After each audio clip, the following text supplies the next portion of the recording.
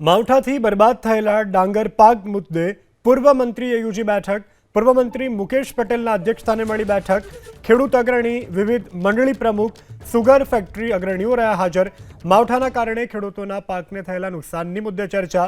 બેઠકમાં ખેતીવાડી અધિકારી અને ખેડૂત અગ્રણીઓ રહ્યા હાજર।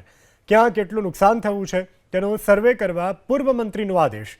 સર્વેમાં ખેતી વિભાગની સાથે સરકારના પ્રતિનિધિ અને ખેડૂત આગેવાનો રહેશે હાજર। મુખ્યમંત્રી ભૂપેન્દ્ર પટેલની સૂચના અન્વયે બેઠકનું કરાયું આયોજન। ડાંગરના પાકને વ્યાપક નુકસાનીનો પૂર્વ મંત્રી મુકેશ પટેલનો સ્વીકાર। કમોસમી વરસાદથી શેરડીના પાકને પણ વ્યાપક નુકસાન। ગત વર્ષે ખેડૂતોને 3 કરોડ 4 લાખનું ચૂકવાયું હતું વળતર। આ વર્ષે પણ સર્વે બાદ ખેડૂતોને વળતરની કરાશે ચૂકવણી।